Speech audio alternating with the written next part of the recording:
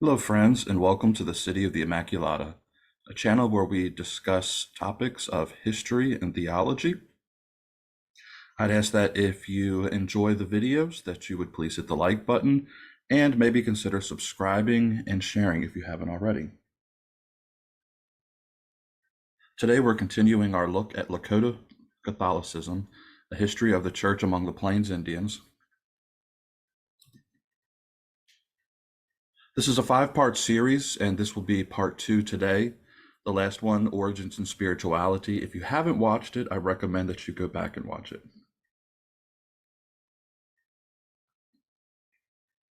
Okay, so we spent quite a bit of time in the first part, and I didn't even get to the Catholic stuff. And you probably were thinking, hey, what's going on here? But I wanted to set up the story so that we could emphasize one, why it was so significant, as this was not a small, I don't want to say insignificant, but it was not a small tribe we're talking about here. This was one of, if not the largest Native American empires really ever to exist. And the Lakota have so steeped themselves into the identity of Westerners that usually when Westerners think of the North American Indians, we are thinking of a customs, of dress, of music, of warfare, of art, and all of the things that come to mind are typically from the Lakota culture. So it's a very important culture in that sense. And two, I wanted to go into their spiritual identity because I think it actually helps to make sense why what we're going to cover in this lecture, they were so amply prepared for the gospel and for the Catholic Church. So today we're going to go deep into the Catholic missions to the North American Indians and the enculturation project taken up by the Jesuits. But first, we do need to continue our historical context a little bit further. I know some of you, if you're not fans of history, I do apologize, but, it helps again to make sense of what's going to happen after this, where we really run into a history of failure and challenges. We have to first understand the tenuous and strained relations between the Native American tribes and the US government. The very first thing we must look at and take into consideration is that the US policy from day one was always a bit different from what had come before with the French and the British and the Spanish. There was often a belief that the American settlers, that is, the ones that came here, rooted themselves mostly in the East Coast, came to identify themselves as Americans, that these people believed that they had something of a divine mandate to settle the lands west of them. And while there really is no one singular position of the US government, the overall generalized feeling was that eventually, however it may come about, the US was to come to possess the lands west of the Mississippi, and that all the Native American tribes would either assimilate or be disposed.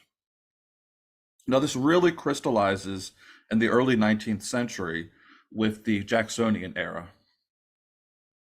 You have John O'Sullivan, who coins the term manifest destiny, which I'm sure many of you are familiar with.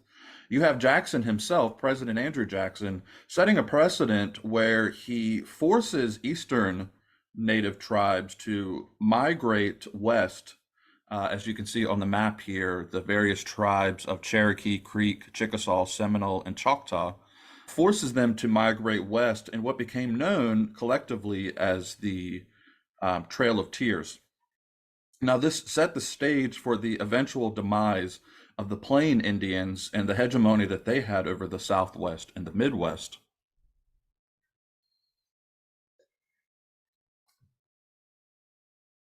Now, I do want to reiterate here just for a second that there is no single one US government policy as it pertains to the Native American tribes or really anything, because The US is a representative government with at least every 20 years or so, a new influx of people coming in with different ambitions, different intentions, different interests.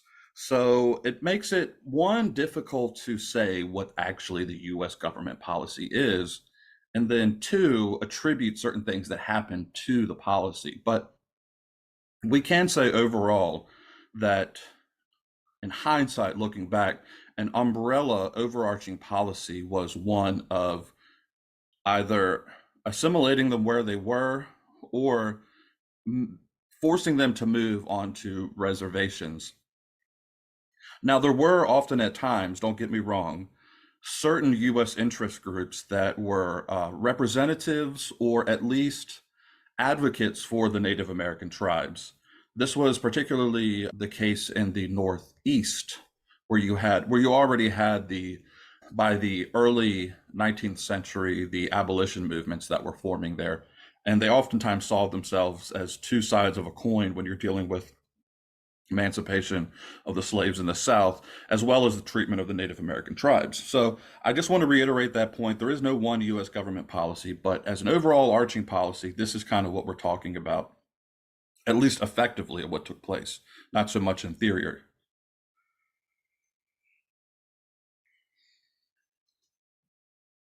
And just a quick reminder, what we were looking at last week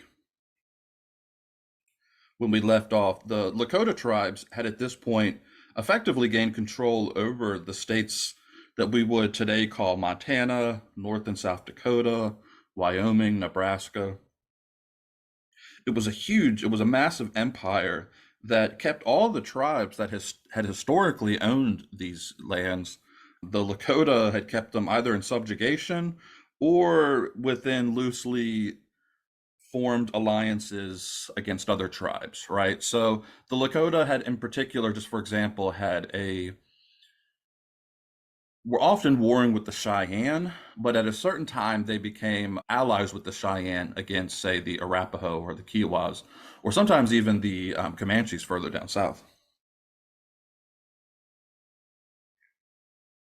Now, for the most part, in the time after Lewis and Clark in 1803, the Americans had little interaction. The American government had little interaction with the Lakota tribes. But all that was slowly changing as the waves of migrants started coming in through the area, in particular with the advent of the Oregon Trail. Now, many of you are familiar with the Oregon Trail. If nothing else, you played the game when you were kids.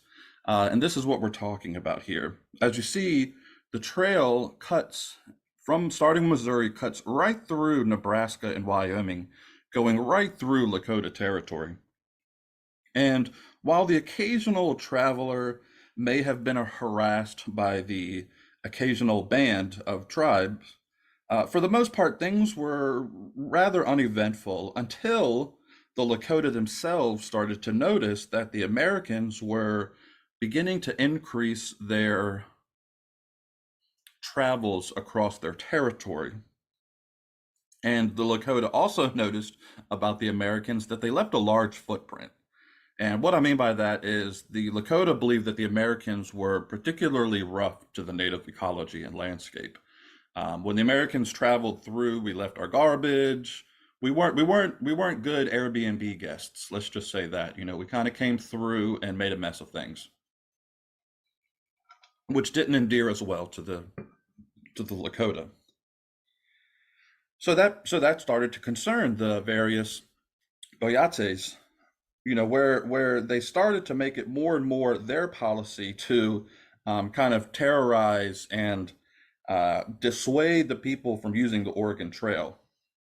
And this all comes to a head in 1851. So in 1851, the U.S. government, it's gotten bad enough that the U.S. government, there's so many people that are appealing to the government saying, hey, you got to do something about this.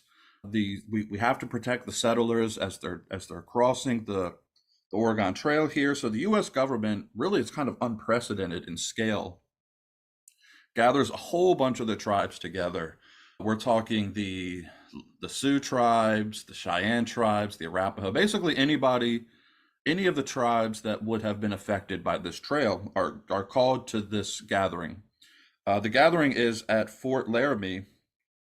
It's 1851, and it's a pretty encompassing undertaking. Now, at the gathering, the Lakota kind of flex their muscles, and the U.S. government takes notice because the U.S. government agrees to give the Lakota exclusive rights to the Black Hills, which historically had belonged to the Cheyenne and the Arapaho.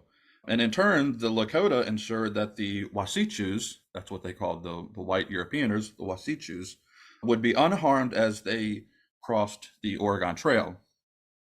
So it was pretty much, while the other tribes were there and they were trying to be represented, it was pretty much an agreements between the Lakota and the U.S. government, the two kind of big dogs at the gathering there. Now, this would have worked, and it did for 3 years until one of the agreements that they came to, all sides agreed that when there would be violators of the treaty, that is, okay, so one of the things so from the treaty, it was agreed the tribes wouldn't harass the people on the trail, and the people on the trail would not leave the trail and go disturb the lands of the tribes. And it was agreed to that if anyone on any side broke that agreement, that their own sides would take care of the perpetrators. So if a Westerner was, you know, going over to the Black Hills where the government had agreed here belonged to the Lakota, the U.S. government would prosecute that person. And everything was working fine for 3 years until 1854 there was a young Sioux who stole a cow from a fort, one of the forts. And a Lieutenant Groton took it upon himself to take a group of men of his unit, the U.S. Army, to go to this tribe to try to find this young Sioux Indian. And the tribe refuses to hand him over in accordance with the agreement at the treaty. So Groton and his men fire onto the tribe, and the tribe in turn retaliates by massacring Groton and all the army. And this is really the beginning of the what later becomes known as the Great Sioux War, but and all encompassing the Indian Wars of the 1850s, 1860s, and 1870s. Now, there's some attempt to stop the tide of war, including a delegation led by Red Cloud to DC, but inevitably it all led to the culmination in 1876 of this great war between the U.S. government and the Sioux tribes. Now, infamously, the U.S. kind of blustered its way into battle with the Sioux in 1876 with Custer's Last Stand. And this is the Battle of Little Bighorn. And many of us who were raised on that story were always kind of taught that the Battle of Little Bighorn was kind of a fluke where Custer was overwhelmed in the Sioux tribe just really got lucky. But the reality is, and as we kind of come to reassess this battle, is ultimately Custer just got outmaneuvered by Crazy Horse. And it was a humiliating defeat for the U.S. government. So you would imagine, the U.S. government wanted to put that kind of spin on it, that it wasn't that the U.S. Army was outmaneuvered, that it was just a fluke. But we know now, looking back, that Crazy Horse and his men outmaneuvered Custer and his men and basically just won. And the Lakota may actually have had a fighting chance in all of this, except for a few things that took place in the interim periods. We're talking the span of about 20 years. Now, one of the things that happened was by 1858, you have the discovery of gold in Pikes Peak, leading to the Pikes Peak Gold Rush. And at that point, while the Fort Laramie Treaty said that U.S. settlers would keep on moving through the Oregon Trail and not stop, Once gold was found, there was no stopping it. You have the gold rush, in the center picture there, I have a picture of a town that formed in an area where there wasn't supposed to be any towns forming for white settlers. And the other thing that happened was, remember, I was talking about the various interests in the US government. And while there were US government representatives that wanted to make treaties with the Native American tribes and really actually genuinely wanted to hold to those treaties and be people of their word, there were also characters in the US government who believed that there was nothing that you could do with the Native Americans except for exterminate them. And one man in particular was um, General William Tecumseh Sherman, who you would probably recognize the name from Sherman's March when he marched across the South in the Civil War, just laying waste to the, infamously laying waste in a scorched earth uh, policy where he left nothing of the South. And that was, I mean, it's kind of a devastating and tragically effective method of warfare that really ended the Civil War.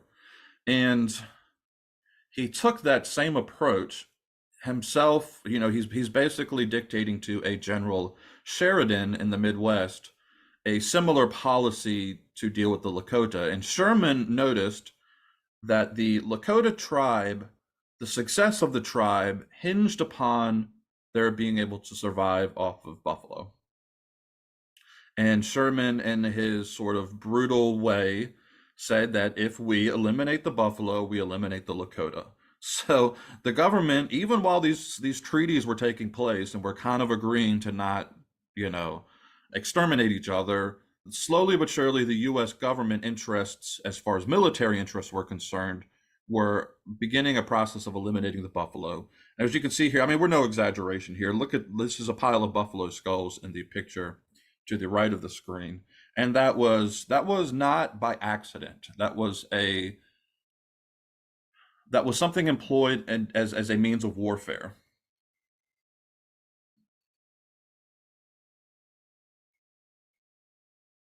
Now, again, keep in mind this is a blatant break of the Laramie Treaty.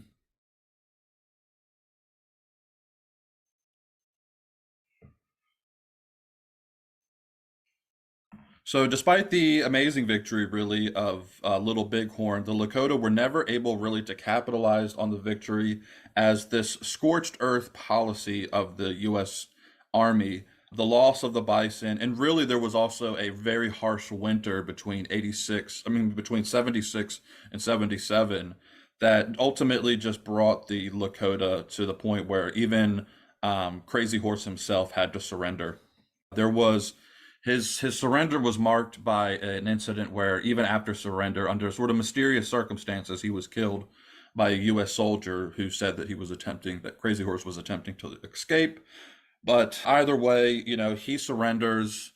Sitting Bull didn't surrender. Sitting Bull crossed the border into Canada with a group of men. They withheld for a while, but eventually, due to the winter and possible starvation, he had to bring his men back across the border. But at this point, the Great Sioux War and the empire was over. This in turn, so the Lakota Empire at this point is effectively eliminated, and this in turn leads to just a long history of broken treaties and corrupt bureaucracies. And we're going to talk about this later in a future video because you can't really talk about this story without talking about the bureaucracies and the treaties. But I think we're going to leave that alone for right now because there's just too much to cover here. But one of the things that comes out of this, and we have to kind of take notice of it here, is that the ultimate outcome was the end of the empire, the end of that Lakota Empire that you can see in the first picture, to the beginning of reservation life for all of the Sioux tribes. So they go from this empire that's spanning multiple states, what later would become states, to these small little reservations where you can see it's all, except for a few that sort of cross into North Dakota there, the majority of them reside in South Dakota. So that's kind of the history of, and again, it's a Cliff Notes abbreviated version of the history. There was a lot more that we could say about this, but this really gives you sort of the idea of who these people were and what we were dealing with. I kind of want to shift gears at this point. It's important though before we do to mention that a key feature to the US government policy is to foster and fund missions into the reservations. So we're going to talk about their what we will call assimilation policies in a future video. We'll be covering that in the boarding schools controversy video because it's key to that story.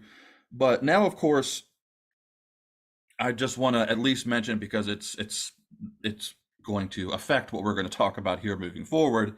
The US government, part of their assimilation policy was they wanted to bring missions into the reservations to Christianize the Native American, the Lakota tribe. I mean, you see it across all of the tribes. As they force the tribes onto reservations, part of the assimilation policy of the government is to bring missionaries in. Now, of course, the U.S. government, being the secular entity that it is, didn't really concern itself with which denomination went in. But at first, they did have a very strict policy where they would only allow one missionary group to go in because they didn't want interdenominational factions fighting with each other, right? You didn't want the Episcopalians and the Presbyterians fighting with each other over how to evangelize the tribe. So, they would only let one go in. And of course, the US being the predominantly Protestant country that it is, they by and large picked Protestant missions.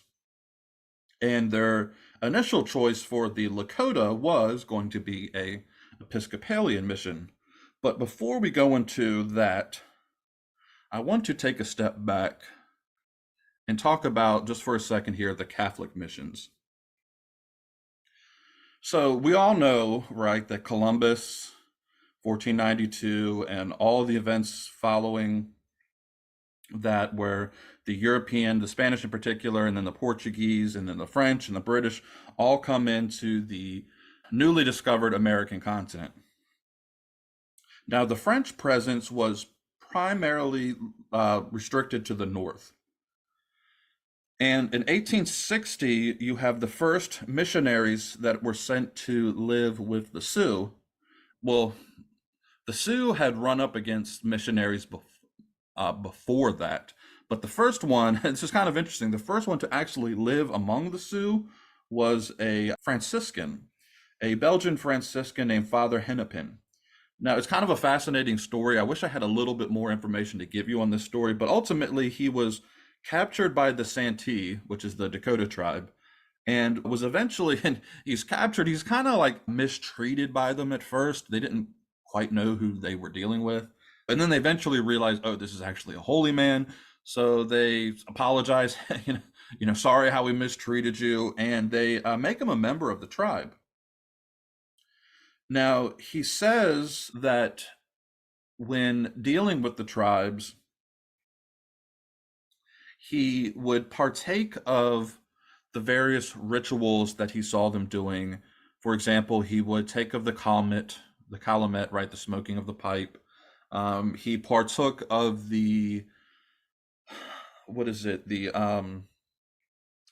sweat bath, right, which is equivalent to like a sauna today. Native Americans, it was sort of a cure-all for them. Whatever was ailing you, you would go into a teepee with, and they would take these rocks that they had heated on a campfire and poured water on them, and they would heat up the teepee and would cause this thing that they called a sweat bath. So he partook of that. But Hennepin, he admits that he had difficulty expressing the Christian faith to the Sioux, and that largely his attempts at missionary work among them were not successful. And I mean, granted, he wasn't, while he was working missionary work, he was captured by them, right? Like it wasn't a intended thing for him to go in. and evangelize the Sioux. So, he's caught off guard a little bit. He does what he can, but he admits in his journals that it really wasn't successful at the time. Now, of course, the primary drivers for missionary work at the time in the Americas, in the North, were the Jesuits. Now, as the area that would become to be known as New France was being formed, the Jesuits are right there with the explorers from the beginning. And really, without exaggeration, if you think about the time period we're talking about, right, this is the 17th century. This is coming out of the Tridentine reforms. This is after the Council of Trent. And without exaggerating, the Jesuits were they were kind of like the special forces of the Catholic Church at the time. They would go anywhere, and were just wonderfully successful in those initial centuries. And when I mean special forces, like, I'm not really exaggerating with that either, right? While they weren't there to fight, these initial missionaries would go into extremely dangerous places and risk their lives. There was a whole lot of uncertainty, there was a lot of danger that could easily end up, and sometimes did end up, with their death and martyrdom. Famously, as we have with the martyrs of the Jesuit martyrs that were killed by the Huron tribe, as you can see in the picture here.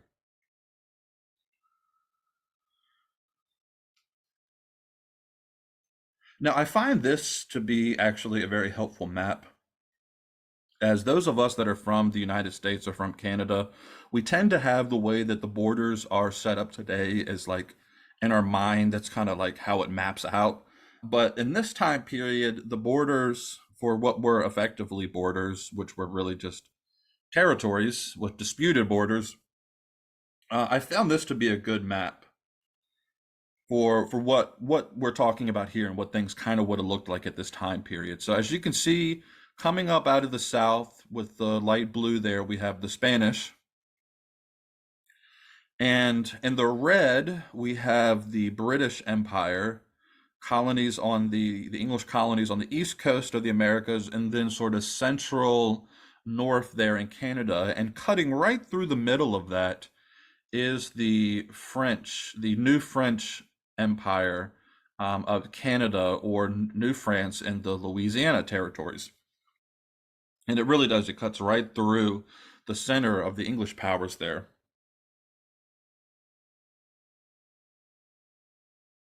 Now, it took until the 19th century for the French to be in a position that really allowed the missionaries to move in and begin to evangelize among the tribes of the Plains Indians. And if you remember last week, this is a fluid situation, because if you can kind of spot there, center right, you have the Great Lakes. Well, right there in the Great Lakes is where the initial Sioux tribes would have come from.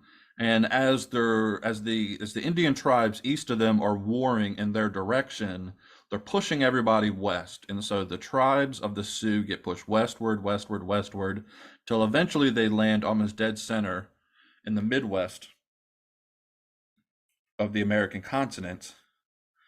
And it's really it's the 19th century that the French have that position where the Jesuits can kind of come in, even though the French, early on in the 19th century, they have sold the Louisiana territories to the US government.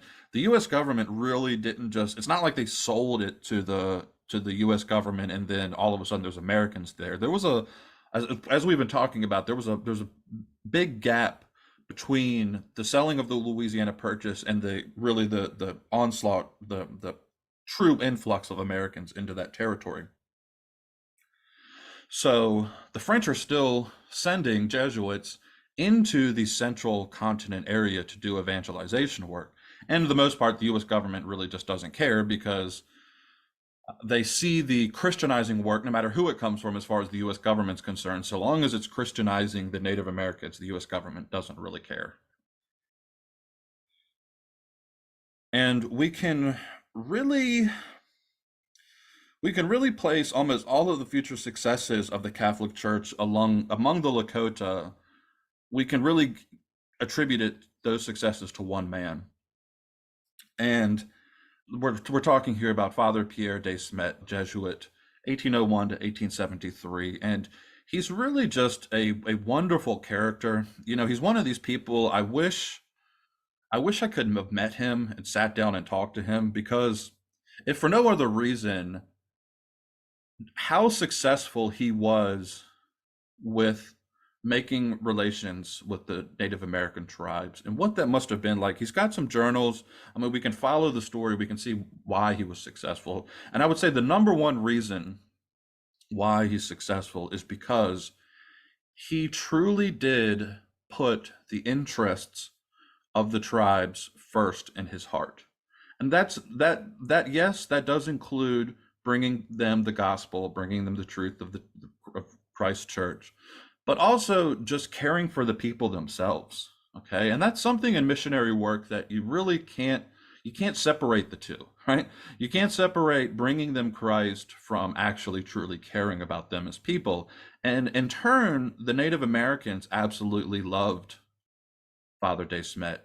I mean, there was a General Stanley of the U.S. Army who noted that he had never seen a man have more affection from Native Americans than the Native Americans had for Father De Smet. So he's born in Belgium. He travels extensively in the Americas, making friendly relations with various tribes, not just the Lakota, but tribes all throughout. And he makes it a habit. He never travels with anyone armed, so there's that. He only traveled with the translator, and he always partook of the Calumet rituals, which were the peace pipe rituals, because in the Native American cultures where they had the sacred pipe, when you came into their village, if you refused to smoke the native pipe, that to them was a sign of hostility. And you would, on the best of terms, you would leave as a hostile. On the worst of terms, you wouldn't leave at all. So, he would always partake of the pipe. The Lakota, in turn, saw him as a great holy man, and his journeys into the tribes, the Lakotas as well as the other tribes, saw baptisms in the thousands. There's, Chief Redfish told him that he knew that the words of the Blackrobes prayers were very powerful before the Great Spirit. Now, there's an interesting story with this, with Chief Redfish, because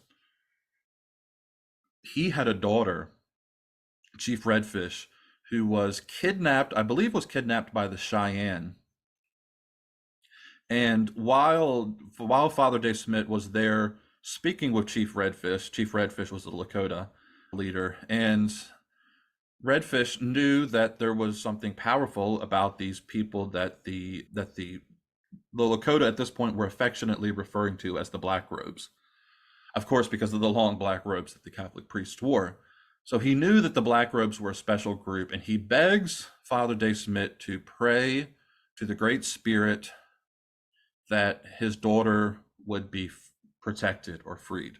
So the father agrees. He prays with Chief Redfish, and as he's praying, Redfish's daughter escapes from the Cheyenne tribe and comes back to her father. And word of this just spread like wildfire among the Lakota, that this great holy man, this black robe, Father De Smet, prayed for one of their people, and their people were freed from one of the. Because really, if you were a man and you got captured by another tribe, you were pretty much done for. If you were a woman and you got captured by another tribe, you would probably just end up married to one of the people in their tribe. So they had a great affection for him. He was made a member of the Yanktones and was adopted as a brother by Chief Two Bears. And because of this relationship with Chief Two Bears, the Yanktones were one of the Nakota tribes of the Sioux Confederacy. The Two Bears wanted the priests brought in to the Yanktones to minister to his people. And he just, in very similar terms to what Redfish was speaking of, told Father De Smet that the sacraments that the Blackrobes were administering were very good and powerful medicine. We'll talk about medicine later as the Native Americans viewed what medicine was. Now, he was also at the Great Council of 1851, where the Fort Laramie Treaty was signed. And I would have liked to have been a fly on the wall. I don't know exactly what he was doing. As far as I've seen, I haven't seen the records of how he was doing this. Well, we know we do know for one that he was acting as a representative for the Native American tribes. And when he was there, he was interjecting for them, speaking up for them, and was advocating for them to the US government. So there's that, which again is just really what endears him to the people. But it was also said that he performed about 800 baptisms at the Great Council there. So as I mentioned, he's friends with Two Bears.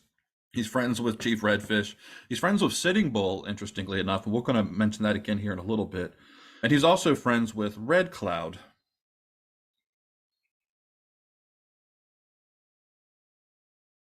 So I want to point out one thing here.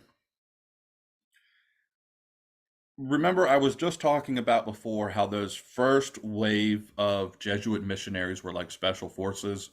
Well, I do want to make a point that at the time that we're talking about here, unlike that first wave of missionaries where everything was new and really kind of dangerous, at this point, the tribes, for the most part, I mean, they could still potentially be violent and there could be violent altercations, but for the most part, they had made peace, especially with the French, and in particular with the Catholic missionaries. The tribes, I mean, the Lakota people were able to differentiate among the Wasichus the various groups of Wasichus, right? So they knew that an agency man for the government was different than a U.S. military man, and they knew that a U.S. military man was different than the than a Frenchman, and they knew that a Wasichu priest, a Wasichu black robe, was different than all of them. Okay,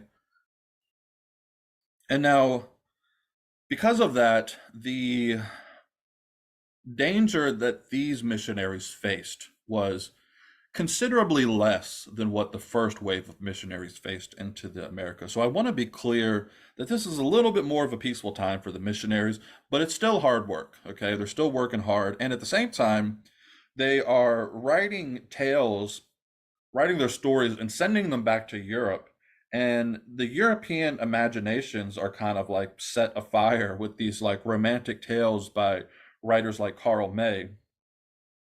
And the Jesuits in particular were always keen to write back to France and their homelands about the virtues and the piety that's common among the Native American tribes. I mean, Father de Smet, if you read his writings, he was clear that the Native Americans, some of the stereotypes that Westerners portrayed the Native Americans as, Father de Smet said that some of those stereotypes only came after the Native American tribes were introduced to the vices of white people.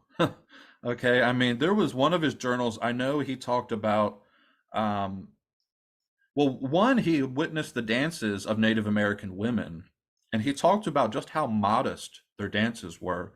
And he made the comparison. He said just how modest their dances were compared to the way that he had seen European women dancing.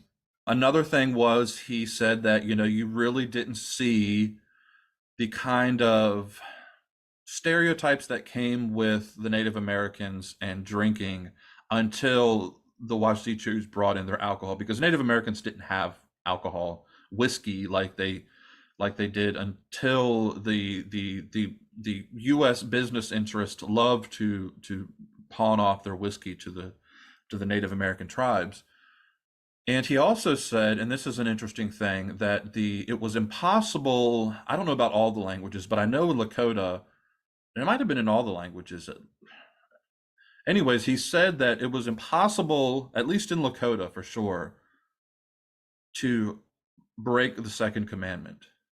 It was impossible to take the Lord's name in vain because they didn't have curse words. So because of that, there was no concept to them. They had the concept of the Great Spirit, but you would never curse the Great Spirit. Unlike what was very common in Wasichu language, where you would take the Lord's name in vain, which would just make the Native Americans aghast to learn that Wasichus would do this.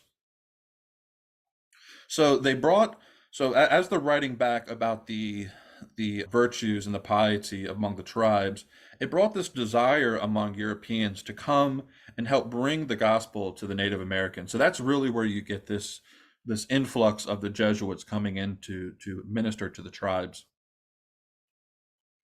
Now we have to turn gears here a little bit and talk about going back to the surrender of the Lakotas after the Great Sioux War and the U.S. government's policy of assimilation, which included bringing the missionaries in, we have to mention here the influence of Red Cloud. And I just want to say that as I was studying this and putting these lectures together, I really have come to respect and admire Red Cloud. He was born 1822, dies 1909. He's from the Oglala tribe, and just a very astute leader. One of the things that's kind of unique about him is that he didn't take the extremes of either side. So what I mean by that was he was not an agency man like Spotted Owl, nor was he a traditionalist like Sitting Bull or Crazy Horse. So now Spotted Owl was one of the Lakota chiefs who his detractors would say he capitulated and gave his people up to the U.S. government. But to be fair to Spotted Owl, he brought his people to the reservation. He surrendered and brought his people to the reservation because he believed, as a leader, it was his duty to protect the men, women, and children, and he saw especially the women and children. And he believed that by making a deal with the U.S. government, that the U.S. government would keep their word. On the other side of that, you have the traditionalists, Sitting Bull, Crazy Horse. These are the ones who absolutely refused to make any deals whatsoever with the US government, and they believed that the only thing for them to do was to make war. Now, to give them their due, they truly believed that they were fighting a defensive war. They saw the US as a occupying force that had broken treaties with them continuously, that had broken their word continuously, and that it was their duty to protect their people by fighting off the US government. Red Cloud doesn't take either extreme side. And because of that, he really becomes a key player in the events leading up to the war and the events after the war. Before the war, he travels to Washington, D.C. He's meeting with congressmen. He even meets with the president. I'm talking about the war, the Great Sioux War. He's meeting with the president and he's interceding for the tribe. And he never capitulates. He always stands his ground. In fact, when the US government, when he's meeting with the congressman in DC, and he sees that the US government doesn't have the interests of his tribe at heart, and they're not willing to make fair deals, at that point, Red Cloud leaves. And it's kind of a neat thing. I don't have the speech handy in front of me, but he is convinced on his before going back to his people to go to New York City to speak to an audience of sympathetic lobbyists in New York City. We're talking about, the abolitionist movement, and there were like Quakers that were there, and it's just basically these Northeast people that were advocates for Native American tribes. And he gives this riveting speech was famous in its day, standing ovation, and he was a great orator. And it's kind of fascinating because he wasn't particularly, what's the word I'm looking for here? It's not that he wasn't liked by the Lakota people themselves. It's just that they were kind of wondering who this guy is because he didn't come from a prized family. Whereas like Chief Spotted Owl or Sitting Bull, these guys were from families that were well known. The Lakota are kind of like red who? And he's speaking for us, like what's going on here? But they really did after a while begin to see that Red Cloud had their best interests at heart and that he was willing to stand for them. So he goes back and he realizes that the US government's not going to give them a good deal, and he ends up on the you know fighting against the governments in the Great Sioux Wars. But then after the surrender of Crazy Horse, he intervenes, and this is important for moving forward why the Catholic missionaries end up with the Sioux is basically because of his intervention. Because the Grant administration, they've got their paperwork in front of them, and they're looking at the Lakota tribes. Okay, we got them on war's over. We got them on a reservation. Let's give them the Episcopalians. So he, checks off, send them Episcopalians in.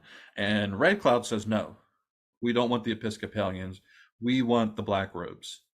And he, just like he was intervening for them, and at before the war, he's doing the same for them after the war. And the Grant administration men are like, okay, whatever, the Catholic priest, you got them. And it's because of that, because of Red Cloud's request, that the Catholic priests were allowed to come in. Now, another person that we need to mention in all of this is Bishop Martin Marty, 1834 to 1896. Now, he's a Benedictine monk. In 1874, he's a Benedictine monk. He's working in the United States, and the territories anyways. 1874, he actually went to the Plenary Council of Baltimore. That's the same council that would have given us the Baltimore Catechism, so he was a part of that movement. In 1874, the Bureau of the Catholic Indian Missions is formed, and he volunteers to go work among the Lakota. He befriends and baptizes Sitting Bull. Some of you might not realize this, but the famous Sitting Bull actually was baptized Catholic, as was Red Cloud, by the way. After the missionaries came in, Red Cloud would have been baptized Catholic, him and his whole family. So he works hard, much like Dave Smith before him. He works hard to intercede on behalf of the Sioux tribes with the U.S. government throughout his entire episcopate. He's appointed Vicar of Apostolic of Dakota Territory in 1879, and the Bishop of the Sioux Falls in 1889. So he's bishop of these people, and he was instrumental in seeing over 800 Lakota baptized between 1883 and 1885, including Red Cloud and his family, as I was mentioning before. And he was insistent that the priests, for example, like Father Clark, S.J., who was working among the Lakota, he was insistent that they become fluent in the Lakota language and that they catechized them in their language.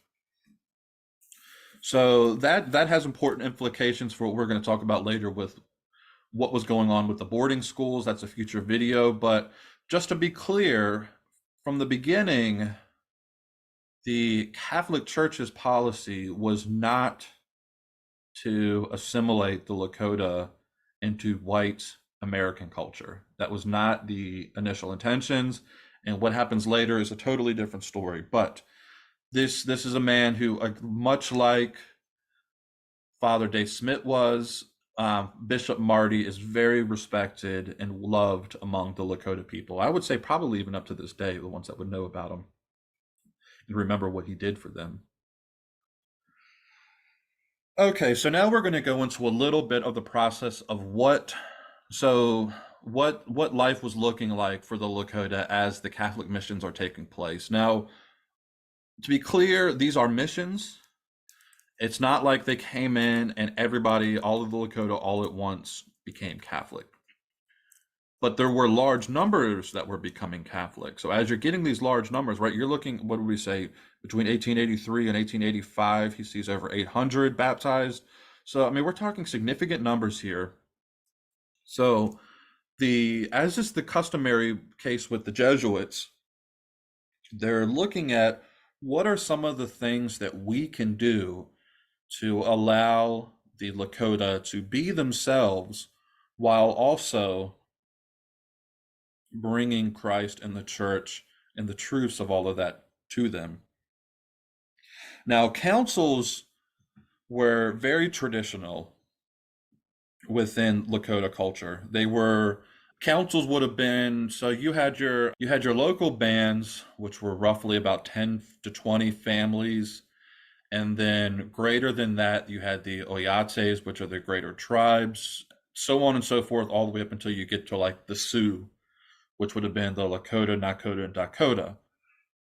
Now, at times, you would have what they were called councils, where you would get various tribes together, various groups together, whether it was Sioux meeting with Cheyennes or Sioux meeting among just the Sioux.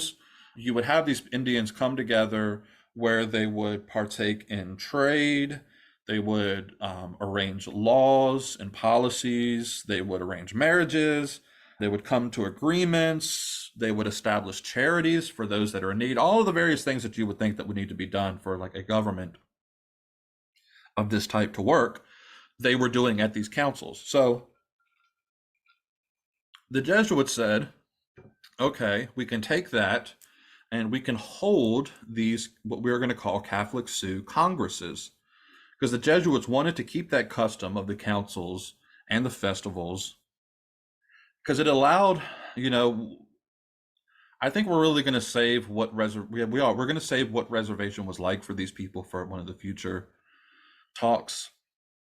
But the reservation life, if you go back to that reservation map, it took what was this massive group of people and partitioned them, right? And that was a very specific policy for the US government and their assimilation project, where they broke up the various tribes. So, in order to give them that sense of community against what was happening to them with the partitioning, the Jesuits pulled together these Sioux congresses. They were very, very popular, especially at first, because they helped them keep certain customs. You would, like, for example, the Jesuits let the elders lead the events. And at times, the elders would actually take positions that were in disagreement with the priest, and they would have. It wasn't like the priest would just dictate policy to them. The elders would speak up when they saw fit to. Much like the sun dances, we'll talk about sun dances next time. The Sioux there was a single entrance and exit that you would go into and out of to enter and leave the meetings. There was the customary greetings and handshakes that took place at these things. There was the smoking of the pipe.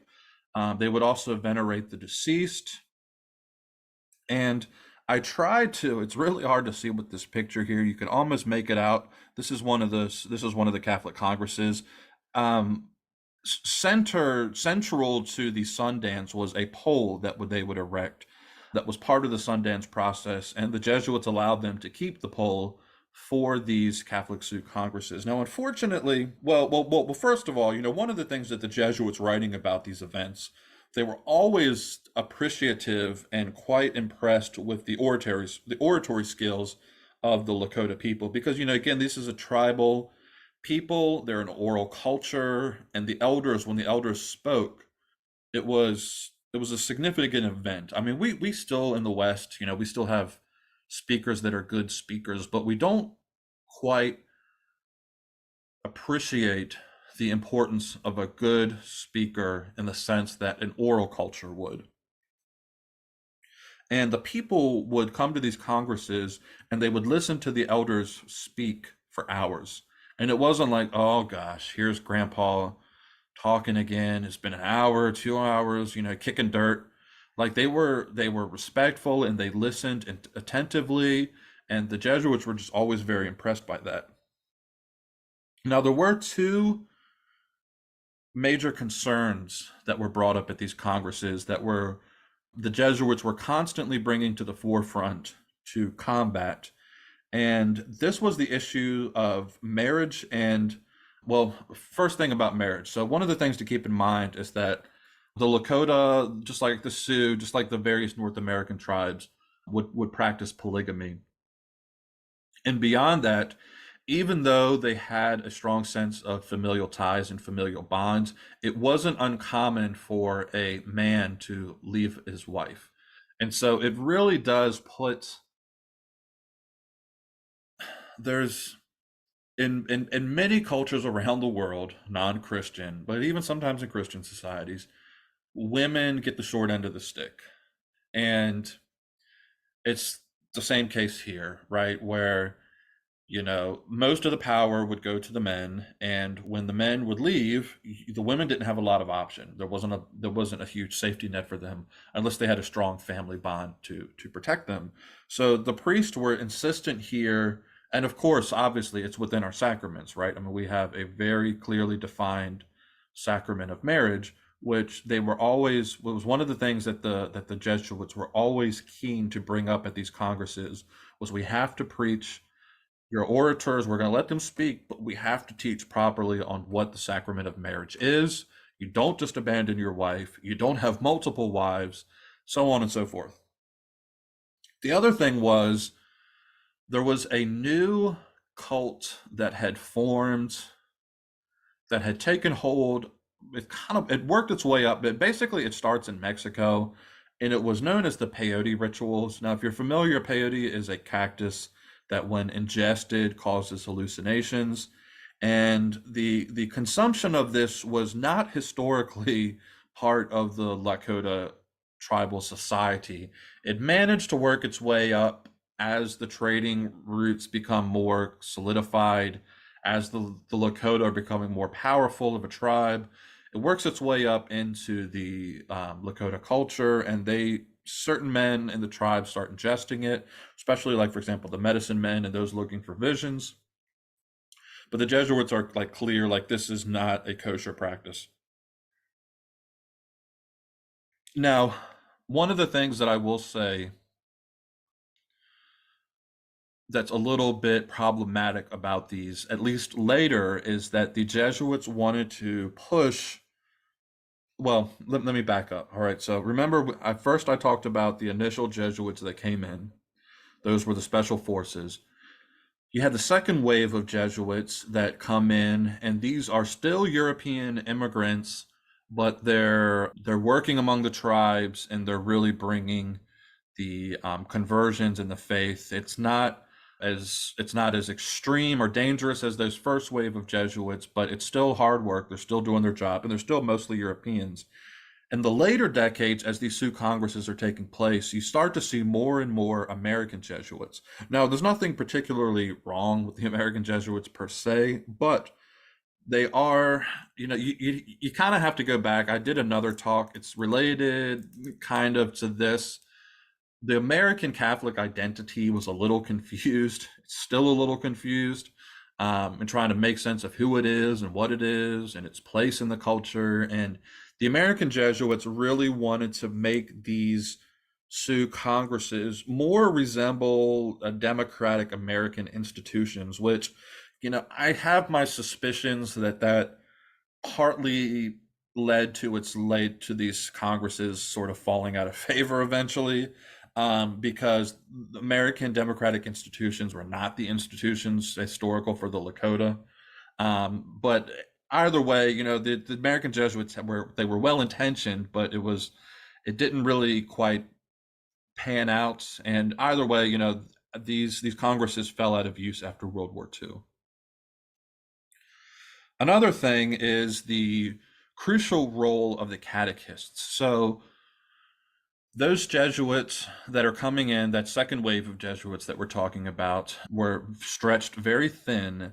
And, at times there would only be one mass said for a parish community in a month. So to make up for this, so you're thinking about that, right? Like, you're only being able to come and administer to these people once a month, and then you're on to the next place for them the next time, and the next place, so on and so forth.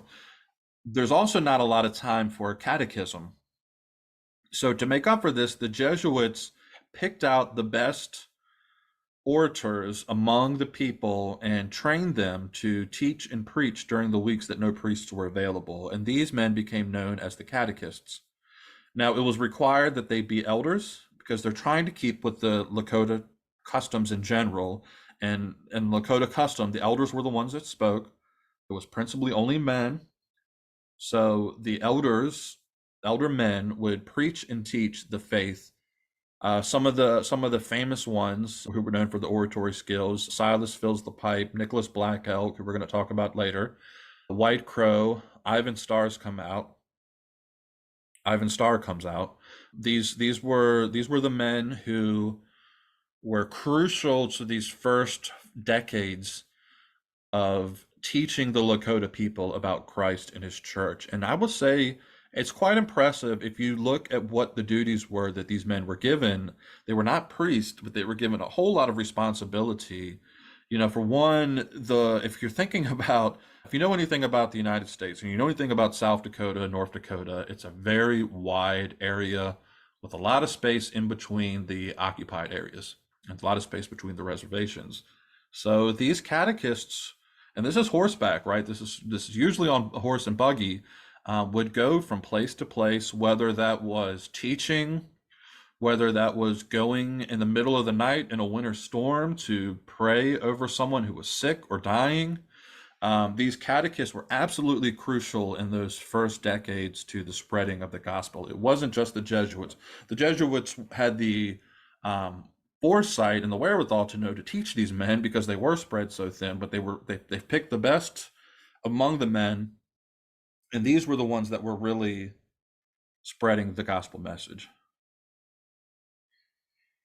All right, so I want to take a second here, take a few minutes, and it's kind of shifting gears again a little bit. We're still sticking with the what life would have been like as the Catholic Church is coming into the culture.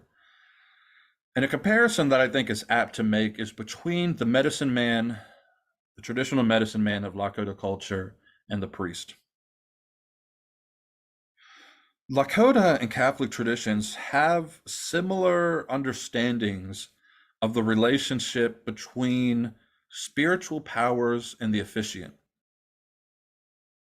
What I mean by that is that the medicine man was never the source of power. He was a conduit through which the power worked.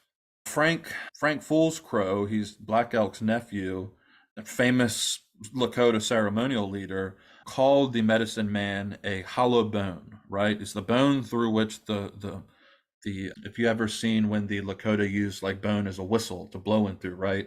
And that whistle is the historically would have been the voice of the Great Spirit. The hollow bone, the conduit through which the spirit works.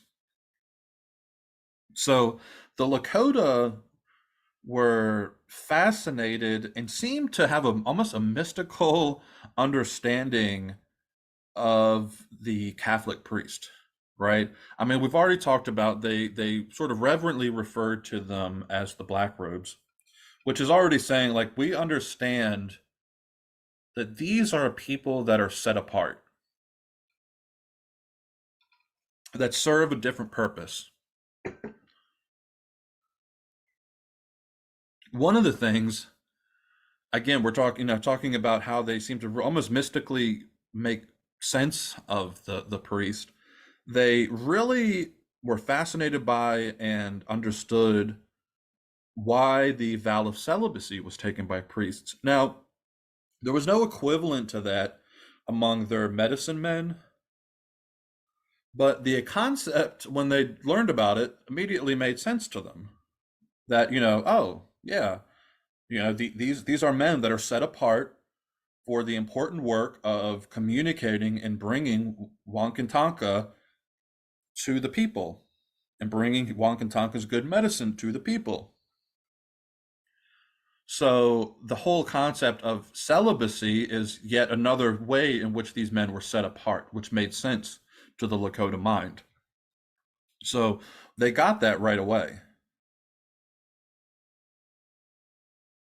They took these men into their tribes. They even took them into their homes. I mean, many of the Jesuits were adopted into the familial rituals, and they were given names.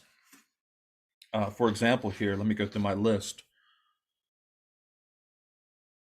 For example, Father John Jutz became Iron Gaze. Father Henry Westrop became Little Al. Father Joseph Leibender became Little Father. Father Billings became Good Horse. Father Digman became Blackbeard. Father Bushell became Black Eagle. Let's see. Father Schilling became Littlefoot. Father Grodigers became Redbeard, and so on and so forth. So once they bring you into the family, once they give you a name, you're given a name. This would be your name among the tribe. You are Lakota at that point, and a lot of these Jesuits were adopted. So it just goes to show that there is something unique about, well, there's something unique about the way that the Catholic Church is set up that speaks to people who are living close to the land. I mean, Western culture has a tendency to look at these type of people as, because they're not as book read as us. Maybe they don't have the centuries of scholasticism and, later empiricism and all of these things, that they're somehow less than us or lacking what we lack. But in so many ways, these people that are close to the land like this are more intelligent than us in those ways than we tend to be. And something like the Catholic Church, I mean, something like the Catholic Church, when it enters into a culture like that, the culture just takes to it. So now on a practical level, though, there were of course some real differences and some things that the Jesuits kind of had to suppress as far as practices of the medicine men go, and just practices of the culture in general. So, just to give you some examples here, right? The Jesuits made two distinctions about the work of the medicine men.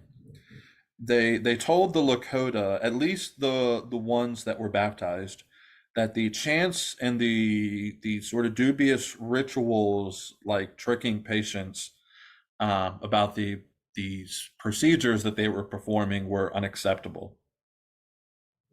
The problem was that the medicine men were offering things that were contrary to what the priest was offering. The priest is here giving the Lakota people the efficacious sacraments that were instituted by Jesus Christ. The medicine men were invoking spirits. So in that area, they were rightly quite strict. But now in the areas of what would we would call more legitimate medicine, I mentioned this in the last talk, that the medicine men were exceptional in their knowledge of the plants and herbs, and things like the sweat bath, and even some of the more symbolic rituals like the smoking of the pipe, which would bring peace to the people. They were very, very lenient about this and did not require that the Lakota conform to the norms of American Catholicism. Now, this is an area that I know that many of you are interested in. It's people have asked me about it, and I I have quite a bit I'd like to say about it, but it's a complex topic, and I can't say that the church has really worked out as far as a science, a truly effective, correct, and method that's applicable to all situations. What I'm talking about here is for enculturation, of course. Now there are some good guidelines out there, and while I'm mostly knowledgeable in the Franciscan tradition, I will willingly admit that at least at one time, that the Jesuits were kind of the masters of this. I mean, for one thing, one of the reasons it's so complex is because as you're moving across different cultures, the necessities change. I mean, when you are a Jesuit going into China, it's a different situation than going into the plains of America. So, whereas in China, the Jesuits took on the robes of a Confucius scholar, in Native American culture, they basically remained themselves, and that alone set them apart for where the Lakota people respected and understood them. And the Jesuit successes, I mean, to give them credit where credit's due, were really without equal. And in many senses, they kind of became victims of their own success in some areas of the world, and that's both by bringing on the it's both by bringing on the ire of the local people who were not necessarily wanting the Jesuits to be successful. That's also from other Catholics who at times were maybe jealous of the Jesuits' success, but there's also the tendency to maybe slip into syncretism that has happened in some areas that the Jesuits have been blamed for. Now, as far as life among the Lakota, a few of the things that the Jesuits denounced as customs common to many nomadic tribes was a practice where they would, so I mean, you're thinking about nomadic tribes, right? They have to pick up and they have to leave pretty consistently. One of the things that they would do is they would leave behind their sick and their elderly that couldn't, the infirm that could no longer move, and these people would often die horrible deaths of exposure. Now, I've read it's George, I think what is his name, Caitlin. He was a American explorer that went and visited all the various tribes, and he painted some famous paintings of Native Americans. You may have seen them before, and he also wrote some journals. I've read his journals. I remember him bringing this practice up when he saw it. It might even have been among the Sioux that he saw it take place. He said it wasn't, there was an old man, and he said it wasn't that the tribe left him. The tribe actually, the family of the old man wanted him to come with them. The old man absolutely refused. He said, I'm not going anywhere. I'm going to stay right here, and I will die here, and you guys go on. And he refused to go with them, so they left him behind. So there's probably some of that, but this is definitely a custom that the Jesuits denounced in their work with the Lakota. They also denounced the nearly ubiquitous tradition of warfare common among all the tribes. Now, when the Lakota were discussing surrendering to the American government, one of their concerns was that the ways in which young men made a name for themselves among the tribes, sort of the way that young men sort of entered into the tribe and society, was that they would go and make raids on the other tribes. And those raids would often lead to killings.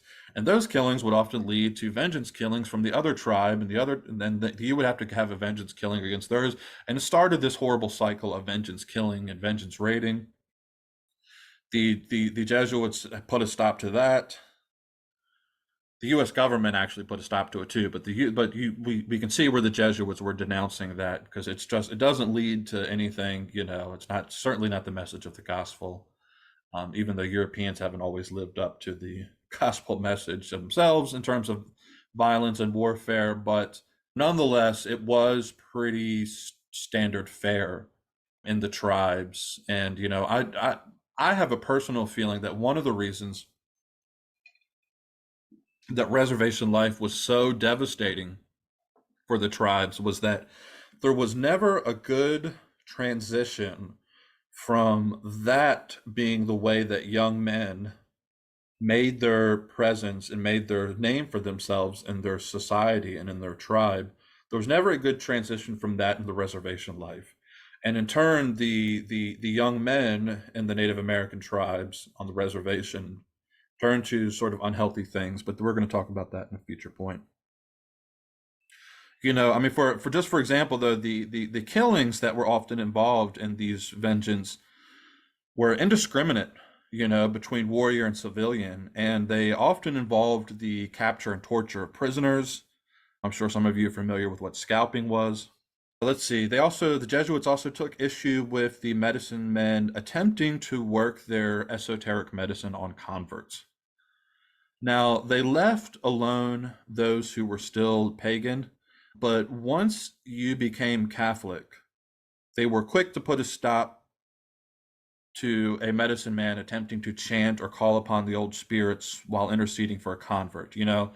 This is we're going to talk about Black Elk next time, but there's sort of a famous story, and well, famous. I mean, there's the story of when he converts. And I'm actually going to save that for next time.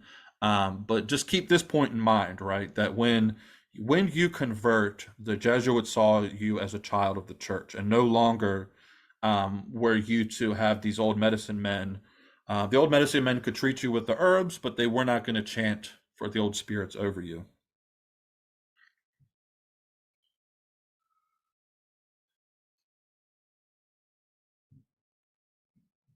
So before I go too far here again, I want to point out that it's little considered or appreciated, just the fact that the Western Church has a very earthy quality to it. How do I even begin to talk about this? So, if the Eastern tradition tends has a tendency to be kind of otherworldly, when you go, for example, when you go to the Divine Liturgy, right? The Divine Liturgy has a very heavenly, otherworldly sense to it, which is good, right? It's an sensory experience to go to the Divine Liturgy if you've ever been to it. But even so, I mean, obviously we've had the liturgical reforms here in the West, but even before the liturgical reforms, despite how like grand some people may try to say that the Tridentine Mass was, the Western liturgy was always kind of stripped down and austere and had kind of an earthy quality to it, which is good as well, because I mean, obviously creation is good. So there's this wonderful sort of earthy sense that sort of colors the Western tradition that I don't think we really appreciate too much. And I mean, it would be a lot to try to get into this, but that would probably be a talk in and of itself. But I think cultures that are much more in tune with the earth, I think that they see it and they value. It's one of the things that they value about the Catholic Church. So, just looking at some areas where there was this crossover, where the transition from the old to the new was kind of but a bridge for these people. For one, was the sacraments. The Catholic Church uses these physical elements, these things that, kind of spring forth from the earth that give, matter to form. While there wasn't necessarily a one-to-one comparison between the old rites of the medicine man and the new rites of the priest, they both used physical elements.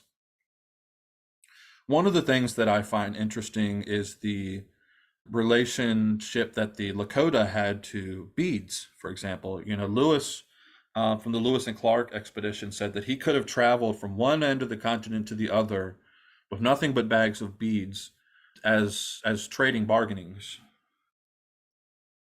because the Native Americans and just as a whole held a significant place for the religious value of beads. And just to point out one example of that, many of you are familiar of this picture of Sitting Bull. Now, what you don't know is that this picture is actually a cropped picture. And many of you probably haven't seen the full picture. And when I saw the full picture, I was kind of like, well, why have we never seen this full picture before? So this is the full picture. And I'm wondering if anything stands out to you. I would imagine it probably doesn't because it's black and white, kind of hard to see, but I found a slightly colorized version of the picture, and I'm wondering if now maybe something stands out to you. And if it doesn't, I included a little circle here. I didn't zoom in on it, but if you can see there, Sitting Bull, this is the famous Sitting Bull, the Lakota warrior who refused to make peace with the American government, who fought to the very end, is wearing a crucifix. Not only is he wearing a crucifix, it's hard to see, but it's 100% certainly a beaded crucifix, and I think it may even be a rosary. And the reason I think it may be a rosary is because there is a story that when he sat and met with Father De Smet, that Father gave him a large crucifix, large rosary as a gift. That is said that Sitting Bull from that point forward always cherished. And I'm wondering, I don't know, I don't have any proof of this, but I wonder if that's what this is. It's for sure a crucifix, it's for sure beaded, and it's possibly even that same rosary that was given to him, which is really just kind of extraordinary when you stop to think about it. So that's one of the things in which there's some, that we're talking about, like the similarities, right? And some of this earthy sense that the Catholic Church holds in the Western world, especially, but that the Lakota people just appreciated and understood. Now, as is the case with many cultures, the Native Americans took great care and had great reverence for their dead. And the Jesuits would allow the women to have their traditional wailing over the deceased. This was often called the death song. Now, traditionally the Lakota were also very concerned with honoring the memory of the dead, which the Jesuits very much encouraged as they used that inclination to cultivate among their converts prayer for the dead. Traditionally, within the Lakota culture, you would spend 2 years commemorating a deceased loved one. So it was quite an easy transition to move from their customary rituals to that of prayer and offering masses for the dead.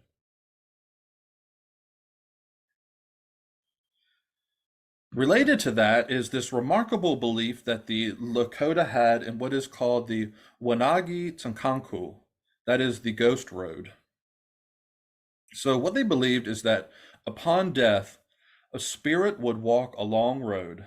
It was said to be on the road was said to fall along the Milky Way.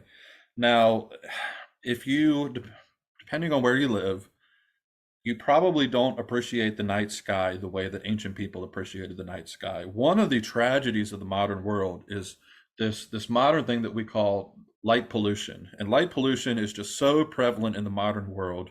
It's so hard to get away from it, but you can probably still see it if you go to South Dakota and stand out into the wide open in the middle of the night and look up at the sky, and just you can see why ancient people believe that there's something special about the night sky. So they believe that upon death, a person would walk the Milky Way, the road of the Milky Way, wherein they would meet an old woman who was the old woman of judgment. And if she recognized them as evil, she would toss them over a cliff into an abyss, where they were left to wander for eternity as ghosts. If they were recognized as good, they would pass into the land of plenty, into eternity. Now the Jesuits, the Jesuits look at this and they're saying, "Gosh, this sounds a lot like purgatory." So, in a study on the similarities between their beliefs in the Milky Way Road and purgatory, the Lakota believed that their prayers for those 2 years of prayers benefited the loved one who was walking along this Milky Way road. So the Jesuits see that and they think, wonderful. There is a study. What is it? It's Father Francis Clark. He talks about this, and I want to bring him up for a second here because he points out something that was just so frustratingly dismissed that I read it and I want to pull my hair out when I read it, because there's a story that the Lakota people were telling him, that they're talking to him about this Milky Way road, and how the dead walk the Milky Way road, and their prayers for him for 2 years are so that he can get to the land of plenty and eternity. And he's saying, yeah, gosh, that sounds a lot like purgatory. And so the Lakota were telling them that before the arrival of any Europeans, many generations ago, they were visited by a mysterious black robe. All right? There was a mysterious black robe. And I read that and I think, gosh, that sounds like a vision, maybe possible bilocation, maybe the vision of a saint. So they're saying many generations before the Europeans even made contact with them, they were visited by a black robe, and he dismisses it. He dismisses it kind of out of hand, and that's sort of frustrating when I read that account because I just want I read that and I'm like, "Oh, tell me more about this black robe that came and visited you." But anyways, the Jesuits saw this similarity, and the Milky Way road became purgatory. So we will be discussing even more of the Lakota spirituality in the coming talks and how it relates to the Catholic Church and the Catholic experience, particularly when we talk about this man here next time, Nicholas Black Elk. Probably the most important of all of the initial converts. Now, he had been himself a medicine man, a holy man. He was also a mystic, he was a visionary, he was a missionary catechist, and now he is a servant of God. So stay tuned for that. That's all I have for you this time. Like and subscribe. I hope you guys enjoyed this, and I will see you next time. Take care.